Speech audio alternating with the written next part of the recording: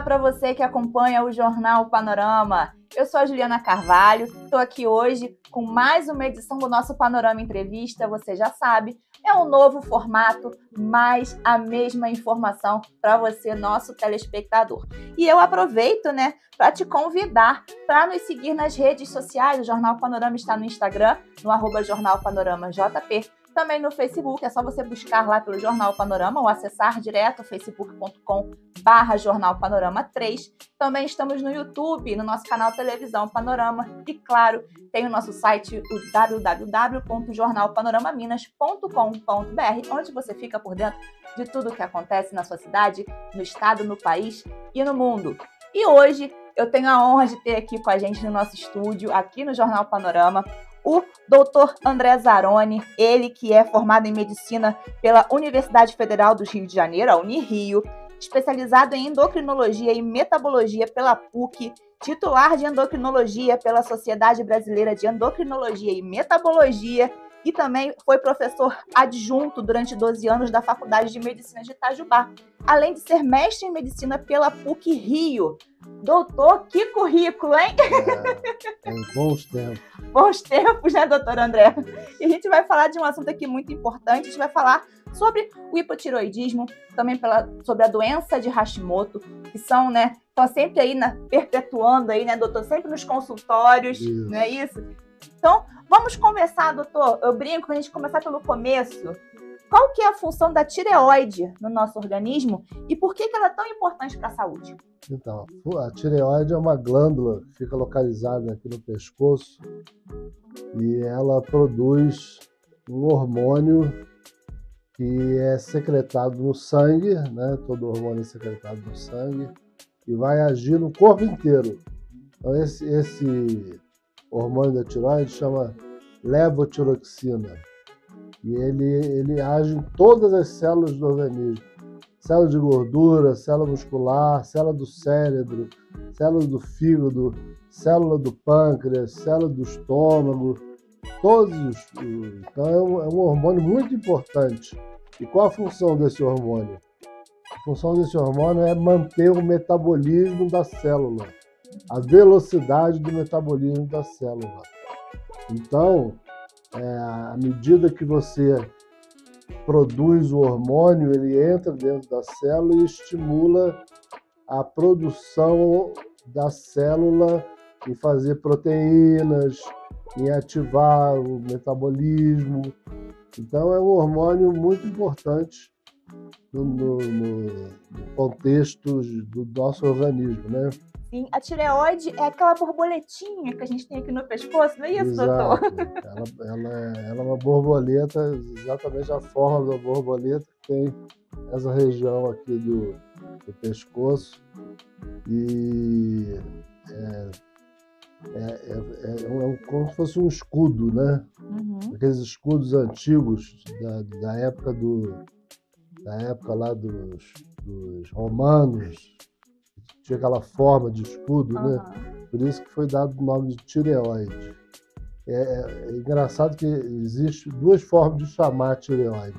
Tiroide ou tireoide. Os dois estão certos. Nenhum dos dois está errado. Uhum.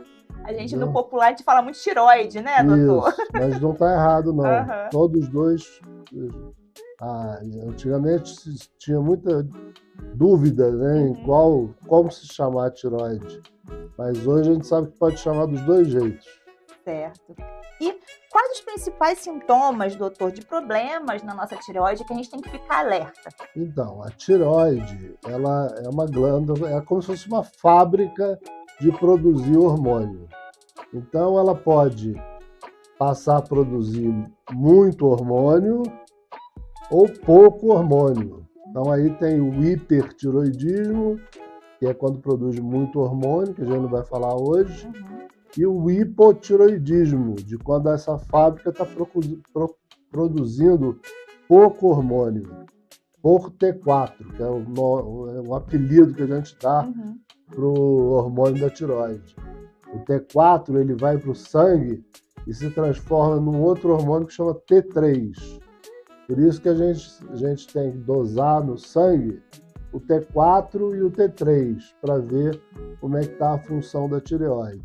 E a tireoide é controlada pela hipófise, que é uma glândula que tem lá no cérebro, que produz o TSH.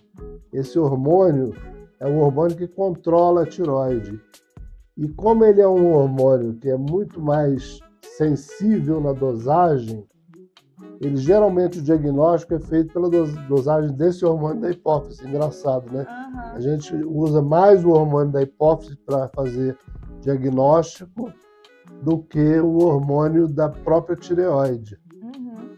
Que curioso isso, né? E a gente sempre vê mesmo, né? A gente sempre está fazendo exame de sangue, né, doutor? Sempre tem lá mesmo TSH, nível de TSH, nível de T4. Isso. Então, é parte desse diagnóstico, desse processo de diagnóstico, né? À medida que o hipotireoidismo, à medida que o T4 diminui, o TSH aumenta. Porque o TSH é o hormônio da hipófise, então a hipófise fica sabendo que a tireoide está produzindo pouco. Uhum. Então o que ela faz? Ela aumenta a produção do hormônio que estimula a tireoide a funcionar. Uhum. E aí, quando você dosa no sangue, o TSH está alto e o T4 está baixo. Então você faz o diagnóstico de hipotireoidismo, que é pouco hormônio da tireoide no sangue. Nossa, que curioso isso. Isso O corpo humano realmente, né, doutor, é uma máquina. É uma máquina, é muito orquestrado, né? Uhum. Uma coisa muito bem feita, né? Com certeza. Coisa de Deus mesmo. Com certeza, doutor. E como o nosso foco hoje aqui é o hipotireoidismo, queria que o senhor contasse pra gente o que é. O senhor já explicou, né, que é quando tem pouca produção de hormônio pela tireoide, mas como que ele afeta o nosso metabolismo? Então, o metabolismo, como eu falei, o hormônio tireoidiano age em todo o corpo. Então, todas as células com hipotireoidismo vão produzir menos proteína, menos secreção. Então, por exemplo, as células do coração começam a ativar menos. Então, o coração começa a bater mais devagar. A glândula do suor começa a produzir menos suor. Então, a pele começa a ficar seca. O cérebro começa a funcionar mais lentamente. Então, a pessoa começa a ter mais sono, mais cansaço, mais falta de disposição e, além disso, altera também outros hormônios, como a prolactina. A prolactina também aumenta por causa do aumento do TSH. Então, às vezes, o hipotireoidismo cursa com a mulher tendo secreção de leite na mama. E aí o diagnóstico não é de problema da prolactina, e sim da tireoide. Consertando a tireoide, conserta o problema da prolactina. Então, a gente tem os sintomas, em geral, são todos de diminuição do metabolismo do organismo. Então, tudo fica mais devagar. A memória fica pior. Então, você tem todo o organismo funcionando lentamente. Nossa, Os reflexos ficam lentos, né? Qualquer reflexo começa a ficar mais devagar, o cabelo começa a cair, a unha começa a quebrar. Então, você tem vários sintomas que caracterizam o hipotireoidismo. Como o metabolismo diminui, é comum também ganhar peso, porque o gasto calórico diminui. Então, a pessoa continua comendo igual e começa a engordar. Então, é um dos fatores de aumento de peso, né? Interessante então, isso. E qual que é a prevalência, doutor, do hipotireoidismo? Então, a prevalência do hipotireoidismo na mulher, em relação ao homem, é de 10:1. Ou seja, é muito mais frequente na mulher do que no homem. E na população geral, é de 1 a 2% da população tem hipotireoidismo. Quer dizer, se você for pensar 1 a 2%, é muita gente. E nas mulheres chega a 4%. 4% das mulheres têm hipotireoidismo. Então, 4% de mulher com essa doença, você enche um consultório fácil Sim. de paciente. Com Tanto que certeza. tanto que no consultório de endocrinologia, no caso da tireoide, assim, 90% dos clientes são mulheres. Nossa. Porque o hipotireoidismo acomete muito mulher. Não é que não acometa também Uhum. o homem, mas é muito mais frequente na mulher. Caramba! E como o senhor explicou aqui pra gente, são muitos sintomas, né? O hipotireoidismo afeta muitas áreas do nosso corpo, desde o cabelo, passando pela unha, passando, né, ao gasto de caloria. Então, é verdade que ele pode passar despercebido por algum tempo? Pode passar despercebido, porque a gente tem a principal causa do hipotireoidismo, 99% das vezes, é uma doença autoimune, que é chamada de tiroidite de Hashimoto. Essa doença, o que acontece nela? O nosso sistema imunológico não reconhece a tireoide como se fosse do organismo e começa a produzir anticorpos para destruir a tireoide. E essa produção de anticorpos, ela é lenta, ela não é assim repentina. Então a doença vai aparecendo de forma gradativa. Então no início os sintomas são muito pequenos e o diagnóstico muitas vezes é feito pelo check-up de laboratório, vendo uma alteração do TSH que está aumentado. E aí você consegue já descobrir precocemente o aparecimento do hipotireoidismo. Uhum. Entendeu? Entendi. E quanto você já introduziu aqui na nossa conversa a doença de Hashimoto, né? Que é essa doença autoimune que o próprio corpo combate a tireoide. Isso tem tudo a ver, então, com o hipotireoidismo, como o senhor acabou de explicar, né? As doenças autoimunes são muito frequentes em determinadas famílias. Uhum. Então, você tem várias doenças como vitiligo, como lúpus, artrite reumatoide e o hipotireoidismo de Hashimoto, que é causado por uma doença autoimune e é uma doença familiar. E a consequência do hipotireoidismo é a falta do T4, que diminui no sangue, você tendo... E o tratamento, a gente não trata a causa, a gente não trata a doença autoimune, a gente trata a consequência, que é a falta do T4. Repondo o T4 para a pessoa tomar todo dia para o resto da vida. Nossa. Então ela tem que tomar porque a tireoide foi destruída pelo anticorpo. Então você tem que repor esse T4 até o final da vida. E de vez em quando tem que fazer dosagens hormonais para ver se o nível de hormônio que você está tomando está de acordo com o que você precisa. Então, por isso que a paciente que tem tireoidite Hashimoto e tem o hipotireoidismo precisa fazer exames de laboratório frequentemente para ver se a dosagem está boa ou não. E, doutor, me veio uma dúvida. É possível interromper o avanço da doença de Hashimoto? Isso é possível hoje em dia? Já se tentou... Nas doenças autoimunes, já se tentou o uso de imunossupressores para tentar retardar ou impedir o avanço da doença, mas não houve sucesso. Então, até hoje, é impossível você impedir que a doença se apresente no paciente que tem tireoidite Hashimoto. E ela é muito variável. Num paciente ela pode destruir a tireoide toda, como em outras pode destruir uma parte só.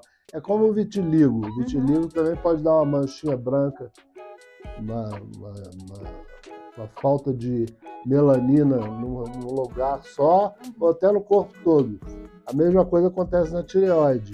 O anticorpo pode destruir uma parte da tireoide ou pode destruir a tireoide toda. Se destruir a tireoide toda, ele vai ter que tomar uma dose altíssima de T4 por dia para poder repor. E tem como prever se essa destruição vai ser parcial ou completa da tireoide? Não, não tem como prever. Não tem como prever, porque exatamente a gente tem que esperar o que vai acontecer. O nível de anticorpos não tem uma ligação direta com o resultado da doença, entendeu? Entendi. Nossa, gente, isso é muito importante, né, para você que tem na sua família casos, né, de hipotireoidismo, casos de doença de Hashimoto. Como o doutor explicou, é uma doença familiar, é genética, né? Então tem que ficar de olho aí, né? Você que tem na sua família esses casos, ficar de olho para se cuidar também. E além de fator genético, doutor, tem influência de fator ambiental também? Tem fator ambiental. Todas as doenças autoimunes têm muita relação com o fator de estresse, por exemplo, né? Porque a gente sabe que esse erro do sistema imunológico de produzir anticorpos está ligado a algum problema de estressante.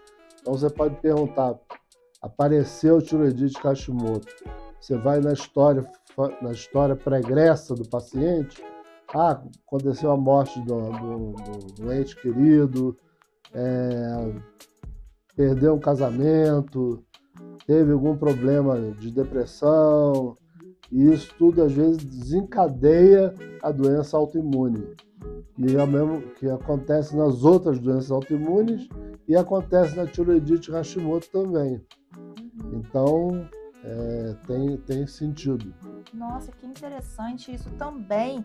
E outra questão, doutor, a alimentação ajuda a controlar a tireoidite de Hashimoto ou isso é um mito? É um mito, não. Infelizmente, a alimentação não, a não ser muito antigamente, que a gente tinha o hipotireoidismo por falta de iodo. Era uma doença comum aqui no nosso Brasil, até 1950, porque o sal não era iodado. Então, a população do interior, principalmente, tinha muito bócio, que é o aumento da tireoide, com o hipotireoidismo, por causa da falta do iodo, porque o iodo ele faz parte da produção do hormônio T4. Então, se você não tiver iodo, você não consegue fazer o hormônio da tireoide. E antigamente tinha essa deficiência de iodo na alimentação. Então, depois de 1950, foi até o presidente Juscelino Kubitschek, que era médico, né, e sanitarista, ele, como as empresas de sal não gostavam de iodar o sal, porque ficava caro, ele comprou as máquinas para iodar o sal e conseguiu aprovar a obrigação de iodação do sal. Então, essa doença no Brasil, por exemplo, foi extinta. E no mundo inteiro foi assim também. Existem alguns lugares, por exemplo, lá no meio dos Andes, em lugares assim que não se come sal de jeito nenhum, que tem ainda essa doença, que é a deficiência de iodo. O consumo exagerado de iodo também pode causar um hipotireoidismo, como alguns remédios também podem causar o hipotireoidismo. A mildarona, por exemplo, que é um remédio usado para arritmia cardíaca, ele tem muito iodo, então ele causa hipotireoidismo às vezes. O lítio, que é usado para doença de depressão, doença bipolar, ele também pode causar o hipotireoidismo por um mecanismo de não formação do T4. Nossa, que interessante isso. E uma dúvida que me veio agora, doutor. É possível o hipo virar hiper, o hiper virar hipotireoidismo? Existe isso? Existe isso. É mais comum ao contrário. O hipertireoidismo evoluir para um hipotireoidismo. Por quê? Porque às vezes a pessoa tem os dois tipos de anticorpos. Tem um anticorpo que destrói a tireoide e tem um outro anticorpo que é estimulador da produção de hormônio. Então, ela produz muito e tem o hipertiroidismo por um tempo. Mas, ao mesmo tempo, a glândula está sendo destruída. Então, com o tempo, ela de hiper, ela vira hipotiroidismo. Caramba, olha, interessante isso, porque a gente sempre ouve falar, né, dessas doenças do hiper, do hipo, mas eu, por exemplo, não sabia que uma podia se transformar na outra. Pode. Nossa. Nesse caso, pode. O hipo é mais difícil, virar hiper. É mais difícil. Isso é um caso bem raro, assim, né? Nossa, interessante, muito interessante. E, doutora, além da medicação para o resto da vida que a pessoa com hipotireoidismo tem que tomar, com a doença de Hashimoto tem que tomar, quais outros cuidados nesse tratamento? O cuidado principal é não esquecer de tomar medicação, porque isso é muito comum. Tem muito paciente que não toma todo dia, aquela dose, e aquilo ali tem que ser bem tratado, né? Tem que fazer o uso bem rigoroso, porque senão o exame altera. E os níveis de hormônio que você toma todo dia já são calculados para ter aquela média durante o mês. Então, o mais comum é isso, porque na verdade, o tratamento do hipotireoidismo é a reposição hormonal. Então, não tem mais outra coisa que altere. Mas é bom sempre, doutor, manter uma alimentação saudável. Isso é bom para qualquer um, né? Para qualquer um. Alimentação saudável, exercício e bom, ficar com a cabeça boa também, né? Sim, com certeza. E também, como o doutor falou, se cuidar, que é o principal, né? Tomar a medicação, não esqueça de tomar seu remedinho. O remédio, ele deve ser tomado em jejum e esperar pelo menos uma meia hora para tomar o café. Porque a absorção dele, junto com a comida, diminui muito. Então, se você tomar ele junto com a alimentação, altera. Então, você tem que ajustar a dose. Se for tomar junto com a comida, você tem que tomar uma dose um pouquinho maior para poder ajustar a dose. Nossa, então é uma coisa assim, bem delicada, né, doutor? É delicado, porque esse hormônio ele é em microgramas, né? Então, é um ajuste fino mesmo que tem que ser feito. Às vezes o paciente está tomando 100 microgramas de T4 e a gente tem que mudar um pouquinho para 112, porque se a gente mudar para 125 fica muito. Então você tem que ir tateando a dose. E isso só é feito assim nas consultas, Nas consultas, né? Tem que fazer exame de sangue para poder ver como é que tá, porque aí já é um ajuste fino, né? Um ajuste fino do tratamento. Porque até encontrar essa medida exata, né, doutor? Leva um tempinho. É complicado. Não, imagino. E, doutor, falando de avanços, né, nas pesquisas sobre as doenças, já tem algum avanço recente, né, nos tratamentos, né, coisa que pode vir já a ser aplicada? O que o senhor tem para a gente de novidade nessa parte? A única novidade que a gente espera que possa acontecer é tentar um tratamento imunossupressor sem que haja rejeição do nosso organismo às drogas, né? E porque essas drogas que imunossuprimem o sistema imunológico, elas trazem muito efeito colateral, né? E geralmente elas suprimem todos os anticorpos. Então, o ideal é que a gente conseguisse uma droga que inibisse exclusivamente o anticorpo contra a tireoide, que é uma coisa muito difícil de acontecer, descobrir isso, né? Mas a medicina está aí a ciência, né? Está aí para estudar e pode ser que apareça alguma coisa. Não, com certeza as pesquisas estão sempre avançando, né, doutor? Sempre surgem, né, medicamentos novos, drogas novas, né? Mas como o senhor falou, é realmente muito difícil encontrar um anticorpo específico, né? Muito difícil. Muito difícil. Um remédio para esse anticorpo é muito difícil. Sim, sim. Como a gente está falando, é uma doença assim, ela influencia o nosso corpo todo e ao mesmo tempo é tudo muito delicado, né, doutor? Ela vem com uma força muito grande, impacta toda a nossa máquina, mas é tudo muito delicado, é no pente fino. Antigamente existia o hipotireoidismo grave, porque não se dosava muito dosagem hormonal, né? Uhum. Então a gente pegava paciente com todos os sintomas, a gente chama de mixedema. É um paciente que fica completamente sem hormônio tireoidiano, que pode chegar até o coma, né? E até morrer disso. Mas hoje, com exames de laboratório que são relativamente frequentes em todos os consultórios, o TSH e o T4 livre fazem o diagnóstico precoce da doença. Então a gente já não vê mais doente com hipotireoidismo grave, porque são todos tratados precocemente. Que bom, mas um avanço aí que a gente está vendo, né? Que a gente vive hoje, né? A dosagem hormonal ela é muito fidedigna, ela praticamente não erra.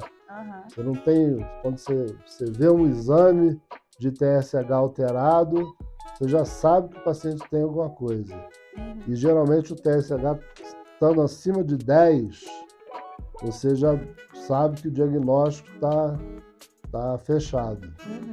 Nossa, doutor, foi muito interessante e importante essa nossa conversa, né? Para alertar todo mundo, quem nos assiste, quem vai nos assistir ainda, né? Você que tem familiar que tem hipotireoidismo ou hipotireoidite de Hashimoto. Tireoidite de Hashimoto. Olha eu errando a doença, gente. Tireoidite de Hashimoto. Você, né, que tem algum parente com essas doenças, que tem também, teve aqui uma aula com o Dr. André Azzaroni, né, sobre a nossa tireoide, sobre a nossa, né, guardiã, né, doutor? E eu queria deixar esse espaço para o senhor deixar uma mensagem final, deixar um recado final para quem nos assiste. A mensagem que eu digo é porque para todo mundo fazer sempre um check-up da tireoide, principalmente aqueles que têm na família alguém com doença autoimune, é bom sempre fazer, porque a principal causa do hipotireoidismo é a doença autoimune. E é importante um check-up com dosagem de TSH e T4 livre. Muito obrigado ao Panorama e boa sorte para todos. A gente que agradece, doutor, a sua presença aqui. A gente sabe que a sua agenda é corrida. O senhor tirou um tempinho para vir conversar conosco. Muito obrigada. Agradeço você também que nos assiste. Lembrando, viu? Segue a gente lá no nosso Instagram, no nosso Facebook. Siga nosso canal também lá no YouTube, no Televisão Panorama. E, claro, não deixe de acompanhar o nosso site, o jornal panoramaminas.com.br. Eu vou ficando por aqui. A gente se vê no próximo Panorama Entrevista. Até mais. Tchau, tchau.